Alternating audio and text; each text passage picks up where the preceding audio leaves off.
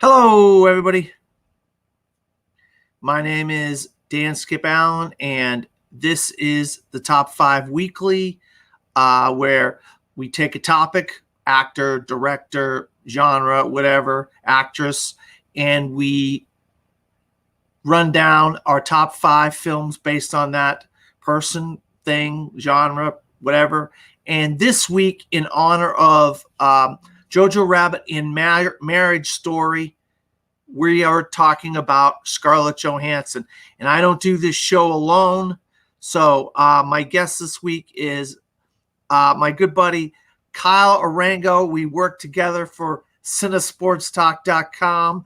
Kyle, thank you for being here. I appreciate you being here today. No problem, man. I felt like Chris Collinsworth on the Sunday Night Football broadcast, just sliding in there, and now I'm part of it. Yeah, I know you know your stuff, and when I put out the word for anybody that want to talk about ScarJo Films, you hit me up. So we are ready to go to talk about her filmography and whatnot. And what we're going to do first is go to you. And what is your number 5 Scarlett Johansson film? Okay, so my number 5 is one that might be a little higher in your list, but I have my reasons for it. So my number 5 is Her. Her, yes. As a matter of fact, that is a little higher on my list. Okay. I figured it might be higher on people's list, but I have my reasons why. Hold on here. Make sure that I have it.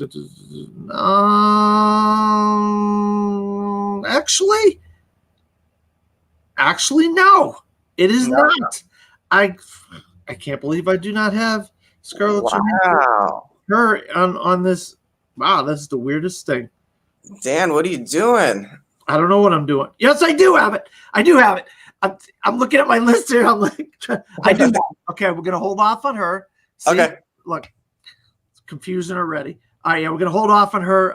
That means we're gonna go to me on my number 5. I have a little film by the name of The Jungle Book, where she plays a snake by the name of Ka.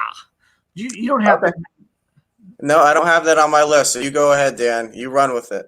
All right. So The Jungle Book. Jon Favreau has been doing these remakes of these classic Disney animated films, and the first one he did was The Jungle Book. And okay, The Jungle Book, it's got these iconic songs and all this stuff.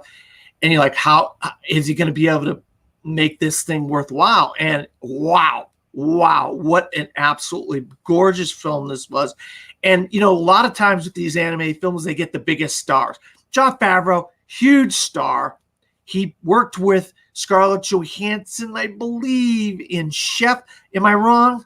Chef, she has a very small part in Chef, but she's in it. She was in Chef. And so he got her to do a snake by the name of Ka.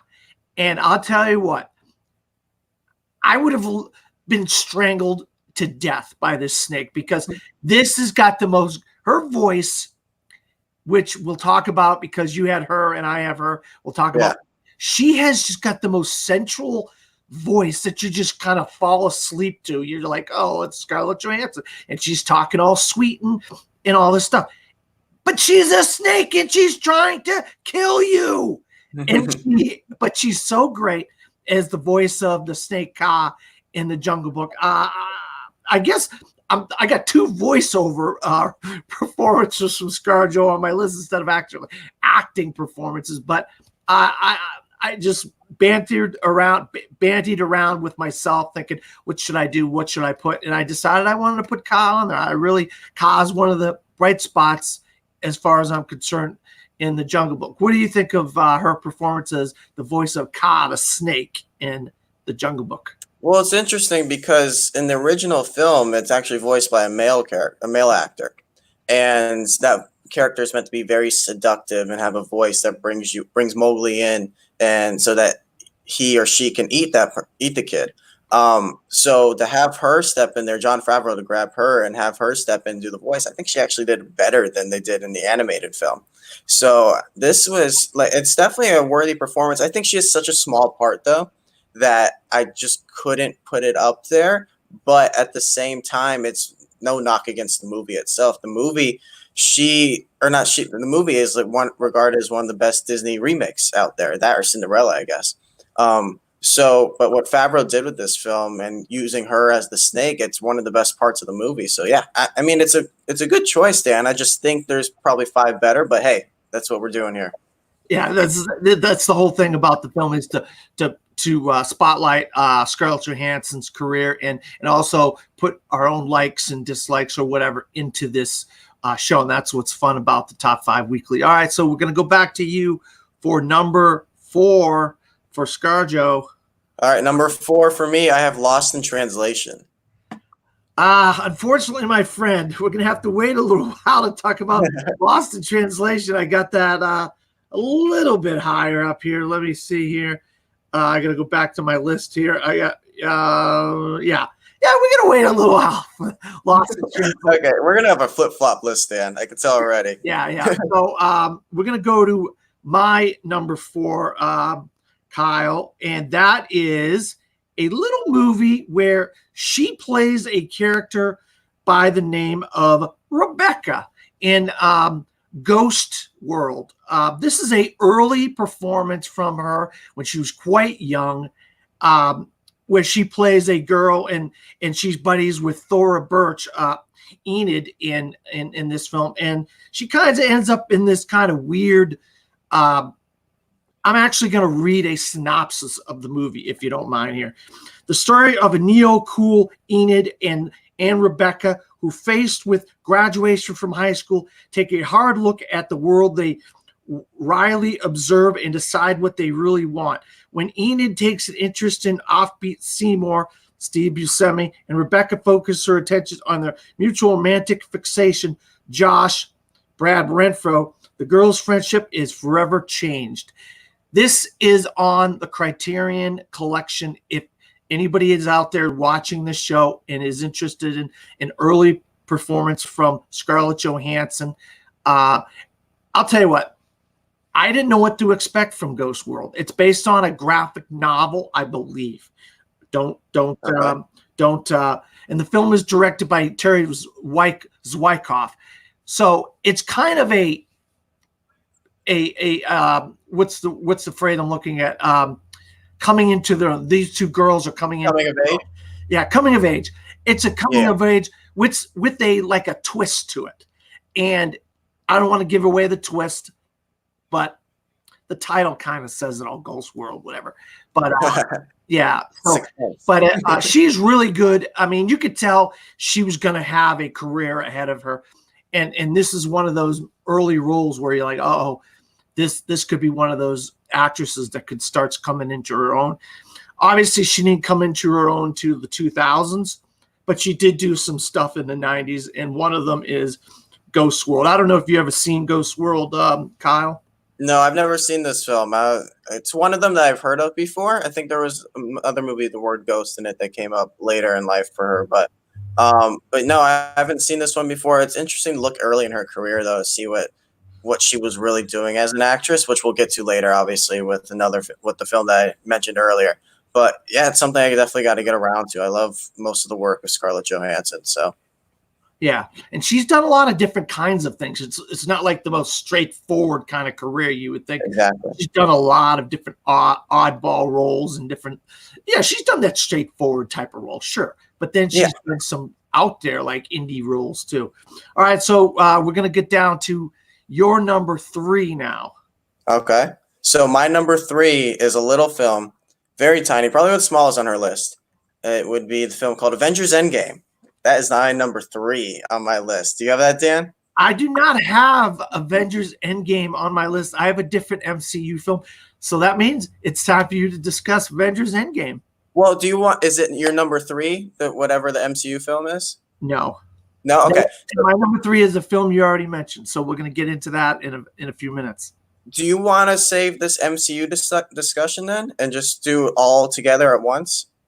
Yeah, we could do that. What the heck? Since we both have an MCU film that just happened. The same character. It's just more different stages in her life. So I think we should probably table it. Yeah, that's not a bad idea. All right, so let's get into my number 3 is her, which you already mentioned, Samantha.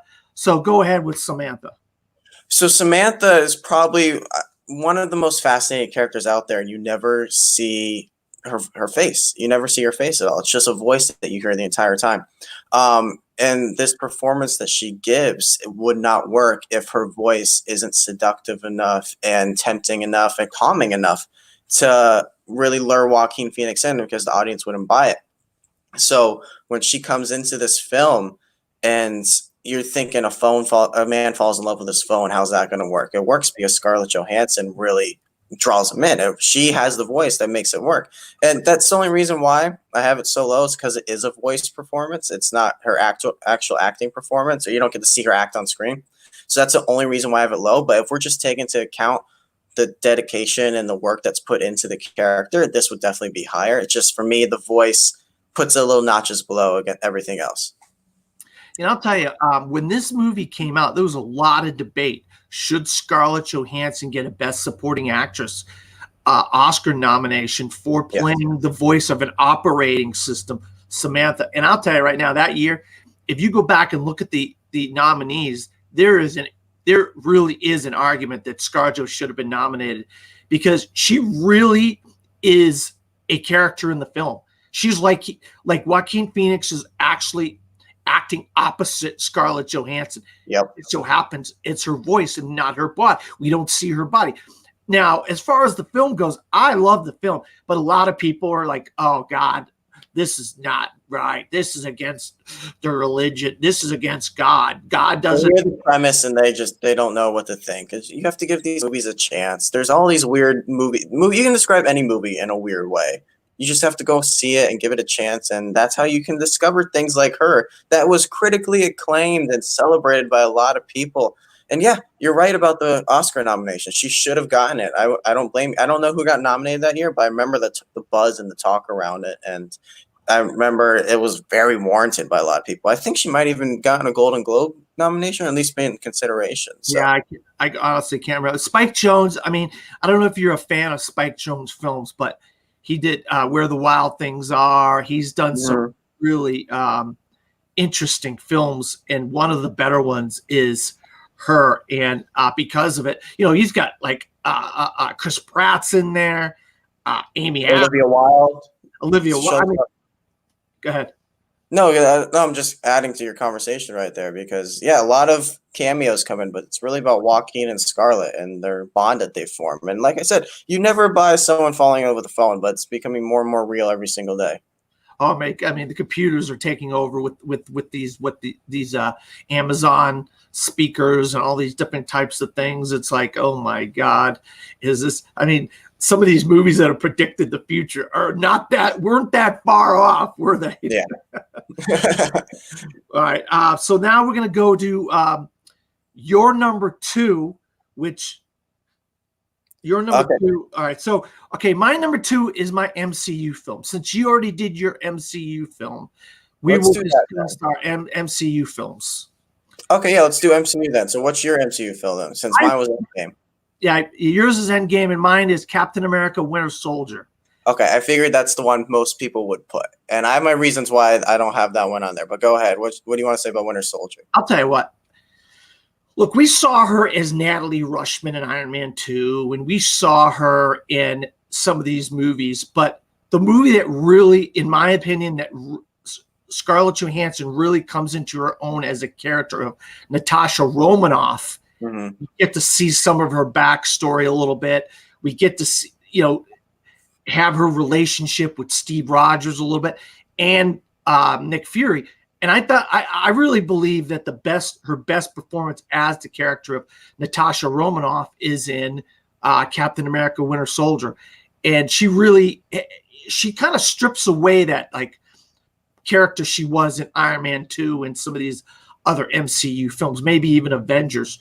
I think Avengers came before Captain America: Civil War. It did, yeah. So you first saw her in Iron Man 2, then Avengers, and then she came back in Winter Soldier. So yeah, this is her third time playing the character. Yeah, so I think she really kind of fell into the character more in the third film. Maybe it was in the script from the Russo brothers. Who knows? Or no. McFeely, Marcus and McFeely. Yeah, Marcus and McFeely.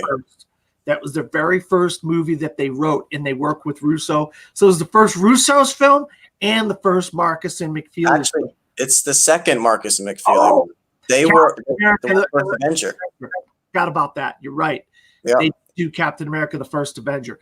But obviously, they worked together with the Russos very well because, you know, they did all these other movies. But I thought they really captured her character a lot more. She had more to do. We get to see more about her, what her life was all about. A little bit, not a lot.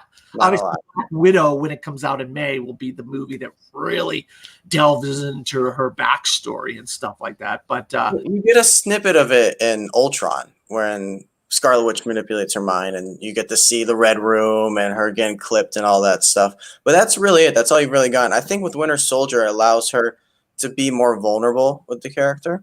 I think the Russos allowed her to really dive deep into what this character really is, because in the first two, she's really just this badass character that comes out of nowhere. She's this sexy badass in Iron Man 2, this bodyguard, and then we learn more about her in Avengers, but really she's just there to support the rest, to bring the team together.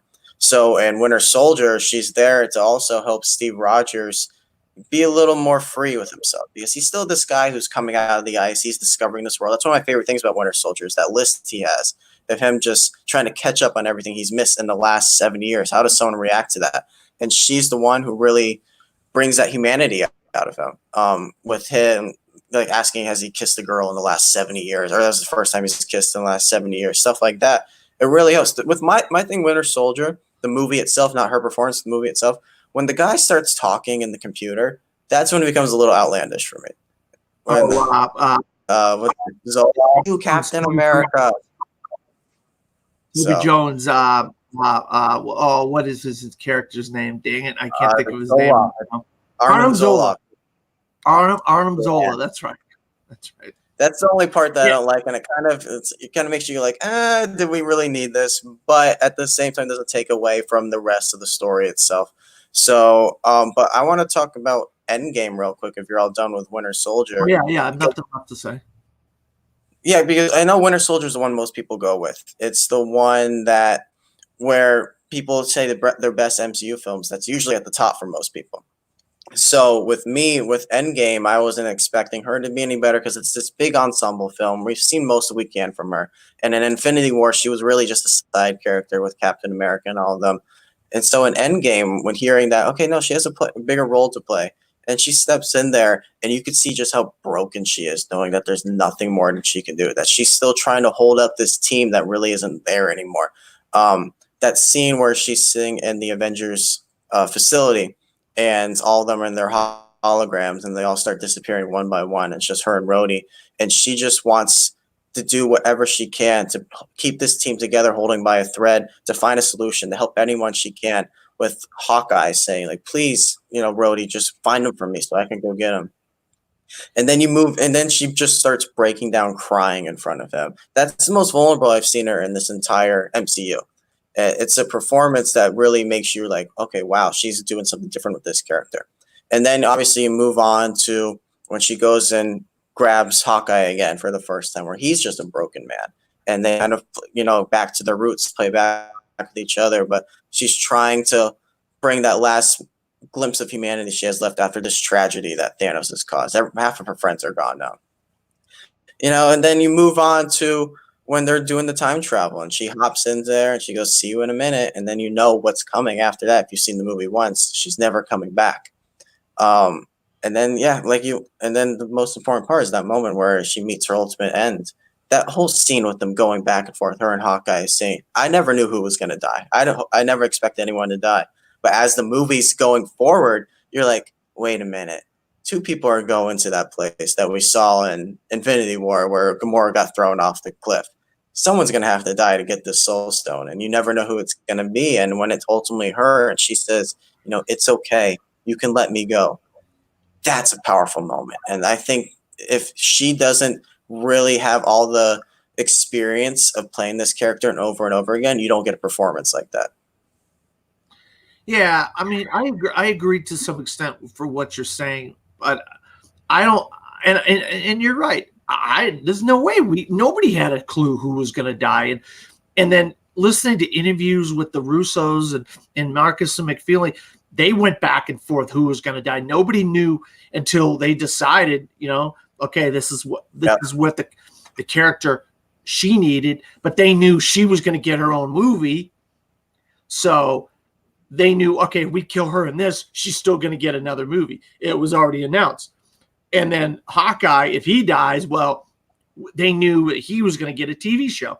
So they kind of knew, but what really was the most like effective for the audience while they were watching it. And really, if you go back to her backstory, he had a future. He had kids. He had a wife. He had a family. She had nobody. What she feels like is she had nobody. So it was easier for her to say, let me die. I can, and so it made a lot of sense. And that the stuff 5 years later and stuff, how she was having to deal with all the broken Avengers and stuff. You're right. There's a lot of good stuff there that she gets to do. That's the thing about that movie. All the characters got their moment to shine in various parts of the film, and she did have a lot of good. There's really no argument. It's an A and a B of what you decide to choose as far as her best Natasha Romanoff performance between Captain America, Winter Soldier, or Endgame. But they both show that she's a great actress. You're breaking up a little bit. Oh, okay. Yeah, I can hear you. Can you hear me? Yeah, I'm having a little bit of a... I hear you now. Yeah, I can hear you. Oh, I'm sorry. Yeah, so, I don't even know if that's going to... Yeah, keep going. Okay. All right, so since we both talked about Endgame and Captain America Winter Soldier, let's go on to your number 2, which we have not gotten to yet. I think I know what it is, but we'll see here. Did we get to your number 2 yet?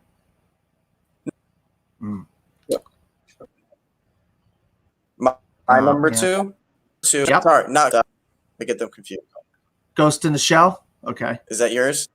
No. Under the Skin. Oh, Under the Skin. Yeah. Hold on here. Let me look at mine. You know what? I completely forgot about Under the Skin. I didn't even put it on my list. Oh my God. I can't believe I'm... Yeah, that's a big one. Oh my God. No, I do not have it on my list. Well, tells you I wasn't paying attention, was I? I mean, she's got a lot of ones in there. I mean, Under the Skin is one of those sci-fi films I don't think is talked enough, but really should be talked about more.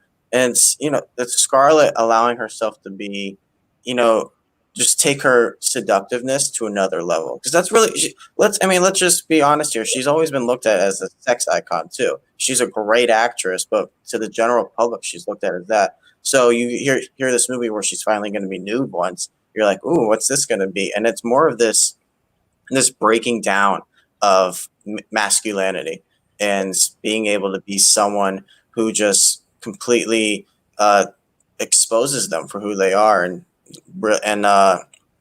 just takes advantage of them. And it's a weird story, but it's also, to me, it's probably her best performance. Well, it was her best performance for a long time. We'll get to the last one, but I don't know. What do you think about this film? I'll tell you, I had heard just rave reviews about this movie, and when I saw it, I kind of saw it in a double feature with Jim Jarmusch's vampire movie. What the heck is it called? It was a double feature that day with Jim. Yeah.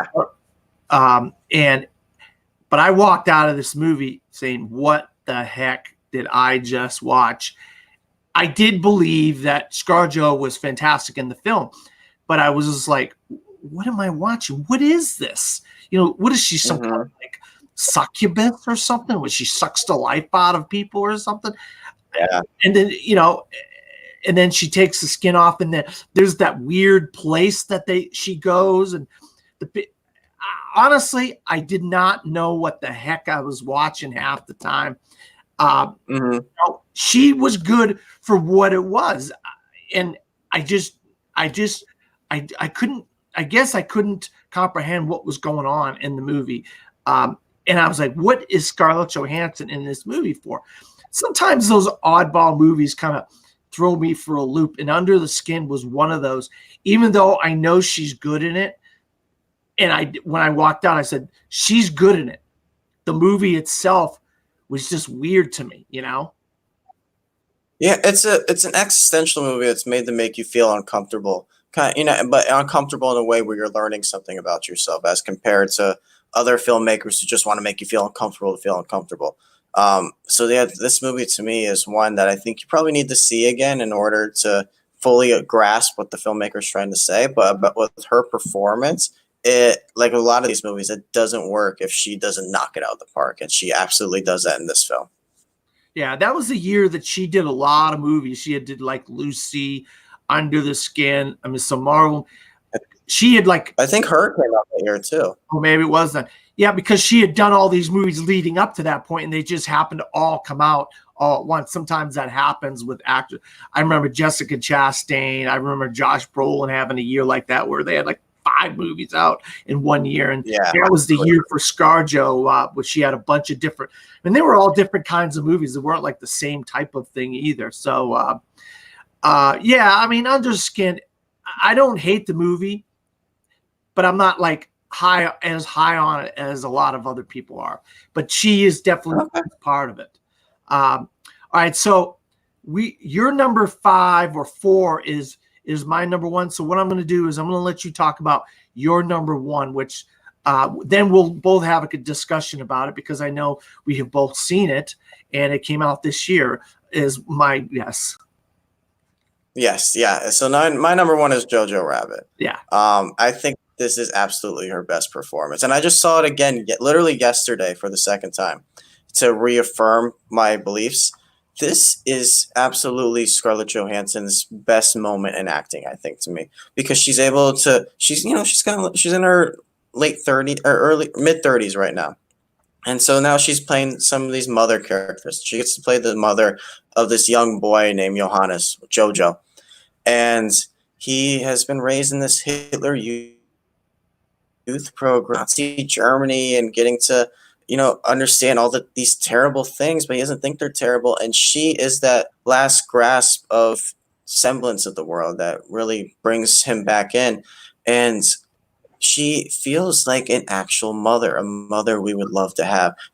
Has that warm heart where even though her son has these terrible beliefs, she still is able to counterbalance him and make him think, okay, maybe you're not, everything I think isn't as right. And then the moment where they're at the dinner table arguing, and she goes to and he goes, I want to see my dad will understand. She goes, really? And she goes over and she puts the chimney ashes on her face, and so it looks like the beard, and she's able to flip back and forth between playing the father and the mother at the same time, and ultimately get him to dance.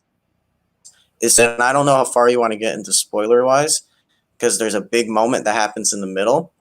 So I don't think I want to say that it is, but that moment doesn't work if you don't buy her as a mother so heavily and JoJo's relationship with her. No, I definitely don't want to say what, but about that, because I would never want to give that away. Never, ever. No. Have got to go see Jojo Rabbit so you could see this absolutely shocking moment in the middle of the film that nobody sees coming. You do not see this moment coming. But like Kyle says, if you don't believe her as this caring, nurturing, good-hearted woman, this moment isn't as effective. But yeah, this movie takes place in Nazi Germany, and she's got a little boy, and he's conflicted. Should he be listening to his mother, who is a Jew, or listening to his imaginary friend, which is Adolf Hitler, portrayed by Taika Waititi? And there's talk about Taika Waititi for Best Supporting Actor for this. And I'm like, no, I love them. I absolutely love them. I'm not against it though. I'm not against it because even the second time you pick up on a lot of stuff where you realize why the guys come to their house to investigate, and the lead up to this big moment. I'm not against Taika getting nomination, but I certainly think Scarlett should get a supporting actress nomination because she's taking care of really two children at the same time. Well, I think the reason why she won't get Best Supporting and is why we're doing this show in honor of Marriage Story. From what I have been gathering, she gives a phenomenal. Her and Adam Driver give phenomenal performances in Marriage Story, which this episode of the Top 5 Weekly will be released next weekend, right when Marriage Story is coming out, so people can watch it on Netflix. But yeah, Taika has an incredible arc in the movie. You're like, no, there's no way they could give Adolf Hitler an imaginary character. I mean, like, wow, unbelievable. This guy has an arc in the whole movie. But her as a mother is you're right. She's getting up there in age. She has her own children, and she's starting to play these type of roles. Marriage Story is another one where she plays a mother who goes through a divorce. And so she's starting to come into her own as an actress. Like I said, the whole decade of the 2000s, really, she came into the consciousness of America. Even though she was doing stuff in the 90s, that decade now with Natasha Romanoff, with the mother and Jojo Rabbit, with Marriage Story, with some of these, We Bought a Zoo, which I'll talk about in our honorable mentions. But even Lucy is a movie that was very successful. That's a lot of people know her from that. Yeah, a lot of she's Lucy. Really, I think the stat is she is the highest paid actress in Hollywood right now, if I'm not mistaken. Really? Holy moly! I didn't realize that. The highest paid actress. So I mean, she's earned that over her career. She's really pushed hard. I mean, I'm sure there's some other actresses who are coming up on her tail, like a Margot Robbie or Jessica Chastain, but to me, if you tell me Scarlett's the highest paid actress in Hollywood, I don't disagree with that at all. I think she's fully deserving of it. Oh yeah, and she's looking for good roles. Yes, she's able to counterbalance the blockbusters with these movies that really allow her to flex her muscles as an actress. So I mean, I respect what it's been doing. And the one movie to me that really put her into the consciousness, that really said, okay, this movie, this girl is something to watch, and that is my number one, which is your number 4, Lost in Translation, where she acts opposite of Bill Murray, and he is a actor who's working in Japan, and he's doing commercial Suntory Times liquor, and he befriends her. They start hanging out at a hotel together, and he's this guy that's like twice her age. She's like this early 20-something girl, and he's like in his 50s or something. But the thing about it is they have such a beautiful relationship for two people that just met, and they're just kind of hanging out at a hotel. And her name is Charlotte. Her character's name is Charlotte, and she basically is trying to help this damaged man, this broken man, and Bill Murray, and try to help him find himself again. And I'll tell you what, I thought she was fantastic in Lost in Translation, and this really showed me. Yeah, I saw her in Ghost World, after the fact. I didn't see Ghost World until after I saw Lost in Translation. But I knew that moment. I said, this girl is something to watch. She's going to be somebody. And I think Sofia Coppola really got the most out of her in that film and got the most out of Bill Murray. And obviously their relationship on screen just shows how great a job that Sofia Coppola did, because they're both amazing in the film. What do you have to say about Lost in Translation? Well, it's interesting because we brought up earlier her early performances, and this is absolutely her best work of the early performances. She was really coming into her own as an actress. And like you said before, Sofia Coppola was kind of the reason why she broke out and became this big star.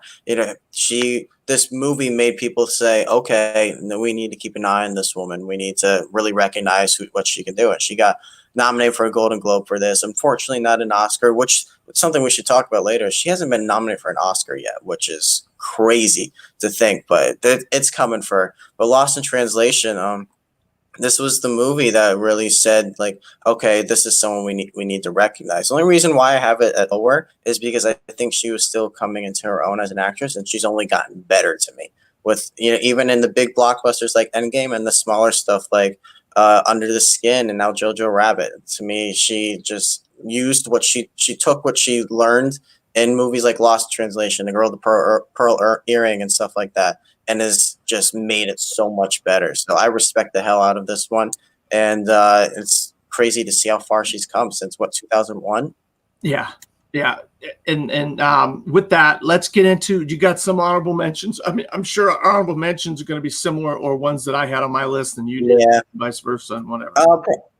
Most of them are probably the same. Like as far as MCU goes, like I said, Winter Soldier's in there. I think Civil War is one that we should, it's not her best, but it's something that should be recognized because of the whole switching sides double agent thing. She shows a lot of care in that when, Peggy Carter dies and she goes to hug Captain America. It's always looking after them. It's like the start of, all right, this is my family now. I'm going to take care of them however I can. I think We Bought a Zoo is a very underrated movie. It's a movie that's very enjoyable. Matt Damon does a really nice performance there, but Scarlett's there to also counterbalance it and bring him down a little bit to her level. So he's not this big savior type of person. She, knocks him down a few pegs. What else can I put in there? I don't know. What else do you have? I have The Girl with the Pearl Earring, which you mentioned already when you were talking about Lost in Translation. Both of them came out around the same time, Lost in Translation and Girl with the Pearl Earring, where she plays a girl from a painting. And it's like a world-renowned painting. And these movies that are based on a painting, or so you're like, actually, she's pretty good in Girl with the Pearl Earring. We Bought a Zoo. And The Horse Whisperer was her first role where she played just a girl, a high school girl and whatnot. And she was the daughter of, was it Glenn Close? Is it Glenn Close who was in Horse Whisperer? I can't remember. I think it's Glenn Close that was in The Horse Whisperer. Was it Meryl Streep? Dang it, I'm getting my... No, I don't believe it was Meryl. I think it's either Glenn Close or Meryl Streep. Let me look I'm just going to real quick look this up because I'll kill myself if I'm getting this wrong. Well, while you do that, I have another honorable mention. I just remembered off the top of my head. The Prestige. Christopher Nolan's The Prestige. I think she's a very fascinating supporting character in that one that doesn't really get a lot to do, but she makes the most of what she's given. Oh, Kristen Scott Thomas. That's who's in The Horse Whisperer. And she plays the daughter of Kristen Scott Thomas. She plays Grace McLean. And that's got a great cast. The Horse Whisperer. Robert Redford is the star of that. And I believe, if I'm not mistaken, Robert Redford also directed that. So, The Horse Whisperer. And you're right. I forgot all about The Prestige. There's so many fans of The Prestige. Her and Rebecca Hall are fantastic in The Prestige as what the girlfriends, the assistants or whatever of the magicians and stuff. So, to go toe-to-toe with actors like Christian Bale and Hugh Jackman and be able to hold your own is always an impressive thing, especially Christian Bale, where you've seen how far his career's gone. So. Oh, yeah. Well, yeah. If you look at a lot of the great actresses, you look at their career they worked with. They worked with all of the great actors of their time. And so she, over the years, has been knocking them off one by one, like Adam Driver, Christian Bale, Hugh Jackman, the Marvel guys. She's of her day. She has been Matt Damon. All these different movies with all these different actors. And that's what the great actresses do. They don't just work with the same actor all over and over and over again. Not like Katharine Hepburn and Spencer Tracy. I think they did like 4 films together or something like that. Or Ryan Gosling and Emma Stone. And they're in a lot of movies together. Oh, yeah. They were in 3. And then Meg Ryan and Tom Hanks were in like 3 together. That's another one. So she's been moving around. Joaquin Phoenix and her. Bill Yep. Murray and Lawson Trail. Not that, they're not on the same age level, but contemporary. Morgan Freeman and Lucy. That's another one. Morgan Freeman, he's up there in age. Yeah. So, well, thank you, Kyle, for coming on. Where can you be found? Obviously, the same places pretty much I can be found. Yeah, I mean, on cinesportstalk.com, I put a lot of reviews out there. The top 10 goes out there every other week. I put a hot take. I've been trying to do a hot take every single week. Those are fun to do. So it gets people riled up, and I love it.